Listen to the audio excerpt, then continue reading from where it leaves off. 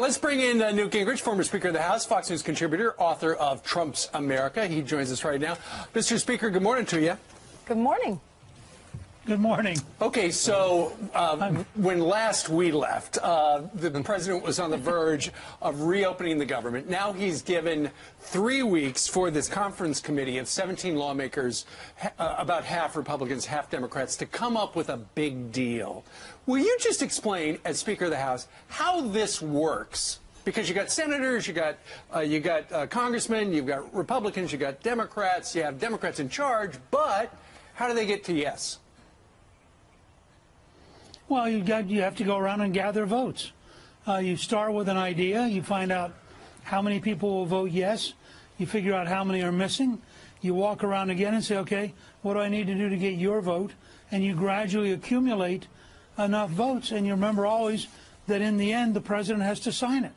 So it's a circular process. I remember one point when we were negotiating with Clinton that Dick Armey and I were up all night negotiating with Leon Panetta, who was chief of staff at the time, and literally we were in a room for hour after hour after hour, and we finally came down to one last item, and the question was, were we exhausted enough to just say, yeah, let's just get it done. Now, the challenge you have here is if Pelosi is willing to guarantee a vote on the House floor, I think they can write something that'll pass the House. But if she insists that it be something she can support, I doubt if they can get anything done, because she's so frightened of her left wing that she can't concede anything the president wants. But as Speaker, she could schedule it and allow half the Democrats plus the Republicans to pass it. When you say you go person to person, tally the votes, when you were Speaker, wasn't there, Democrats and Republicans were willing to listen to each other. They were willing to work together much more so than they are now. You have Joe Manchin, who was the only one to vote for this Republican Senate proposal, and he's saying there's a lack of trust, a lack of belief. So he wants an engineer, a nonpartisan, non-biased, outside observer to come in and figure out how to solve the problem to avoid another shutdown. I mean, that's where we are. Look, I think these are adults. I think you can get them in a room. Again, I think there are very big power differences and ideological differences. But I noticed the other day that I think some 30 Democrats said they would vote to fund the wall in order to keep the government open. Well, those 30 Democrats, allied with Kevin McCarthy, the Republican leader, would be a majority in the House. And the question is, can they force Nancy Pelosi or get Nancy Pelosi to agree? All she's got to say is she's going to bring up her idea, and she's going to allow a substitute by McCarthy. The Democrats who want to keep the government open will vote with McCarthy, and you'll see it passed. Right. And the question is, will the president sign it? Because the president says, I only accept $5.7 billion. So I think would you say the best tactic for the president through this process would be to lay low? Let these guys hash it out behind the scenes and let them know what he will do, rather than discourage what's going on behind closed doors or encourage? I think the more the president can focus on everything else, he's got more than enough on his plate that he can go work on. Everything from the 5G competition with China to the opportunities, the things happening in Venezuela. I mean, I think he ought to say, this ought to get taken care of. Frankly, Jared Kushner did a very good job with criminal justice reform, put together a bipartisan majority. I would trust Jared to be in the room as part of this process, and Mick Mulvaney, who served in the Congress. Those two guys sitting in a room, being practical, going back to the president saying, look, we can get, okay, it's not 5.7 or nothing. Well, it's 5.6. He's not going to sign it. Now you start this called a negotiation. And it's also a question of what they got. I very much want to see them take care of the Dreamers as a part of this package. And I know, talking to Lindsey Graham and others, there's real interest in the Senate on a bipartisan basis to get a deal that takes care of the Dreamers, takes care of the southern border, meets the president's needs, and gets signed. But do you know, in the Wall Street Journal today, he said that's a separate issue, the president. Who said that's a separate issue? The president. Well, he may have said, but here's the question. Is he going to veto a bill that includes it? I don't think so. Well, if Ann Coulter writes, are you worried? He's worried very much about the extreme conservatives, the Ann Coulters of the world. If he's afraid of losing what he considers his base, should he be less concerned? Well, he should not pay any attention to Ann Coulter. Ann Coulter has never run for office. She doesn't know anything about how you put a majority together. Right. She's off here in some fantasy land where she gets to be noisy, which helps her sell books. The fact is, the president's base is with the president, and the president's base, if he goes to him and says, "I got this done for the wall, I got this done to protect America, I'm doing these good things you believe in," the base is going to say, fine. 80% of the country believes that you ought to find legal ways for people who came here as children to become legal in a way that not necessarily a path to citizenship, but certainly a path to a job. Sometimes you got to say to your base, hey, if you're really my base, you got to stick with me. Because you got to compromise in our system. Did anyone take 11th grade social studies? I always tell my most conservative friends, if you are a constitutional conservative, you by definition have to believe in compromise. The Founding Fathers wrote a machine designed to avoid dictatorship by making it so inefficient that you can barely get it to work. And it's designed to say the Senate has power, the House has power, the Supreme Court has power, the President has power. Now, in that box, we preserve freedom, but we've got to be able to act. And I think we've had enough of this dance. My personal prediction is we're not going to close the government again. In a worst case, the president, I think, will sign an emergency decree. And I agree with Senator Roy Blunt, who said it's a bad precedent because who knows what the next liberal will do.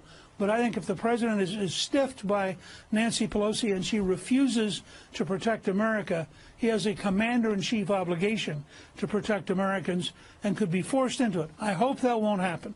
And if the adults in the Senate and the adults in the House will sit in a room and work it out, there is no reason. I mean, I did this when Clinton and I were fighting all the time. Right. But we managed to get 4 consecutive balanced budgets because we'd listen to each other, we'd negotiate, we'd sometimes yell at each other. And we had some very tough conversations. But we always put America first and tried to figure out how to get to an American solution. Well, let's see if they do something big, as you have suggested. Speaking of big, already the roster of potential Democrats who would like to be president gotten a little bigger. Yesterday, Kamala Harris unveiled her campaign in front of the courthouse where she used to be a prosecutor. And Hillary Clinton now is telling apparently a couple of her friends that she hasn't ruled out running a third time. What do you make of these developments, Newt? Well, look, Kamala Harris is one of the people I thought is a real front runner, but I think she has to be very careful about Willie Brown, the former Speaker of the House, who is apparently not necessarily trying to help her campaign right now by describing her early career. So I think she may end up with some interesting things to answer. I frankly love the idea that we're about to have a Starbucks independent candidate for president. From President Trump's standpoint, the more independent candidates, the better. And frankly, if you watch what's going to happen to the Democrats, they're all going to run to the left. Yep. I mean, they're going to be so far out over here on the left by the time we get around to the election that it's going to be cloud cuckoo land. Free health care, free school, free preschool. Yeah, open borders, free medical care for everybody, every illegal immigrant in the world. Please come so let the taxpayers in America take care of you. And let's have a tax rate so high we kill all jobs for the next 20 years. And wipe out wealth. This stuff is fairly nutty. And they love it, and it goes over very well for them. If Howard Schultz does get in, he's given a lot of money to the Democrats in the past, but he says he's a centrist and he's an independent. What would that mean for the Democratic Party or even for President Trump? I think President Trump should tweet about him at least once a week, encourage him, taunt him, do whatever it takes. The more independent candidates there are, they're not going to split the Trump vote. I mean, if you're for Donald Trump, it's because you want real change. You want a real commitment to America as a country. You want somebody who's going to fight to protect America. And you're not going to be attracted to some guy from Seattle who managed to sell a lot of coffee and get to be a billionaire. You're going to say, terrific, I hope the Democrats split.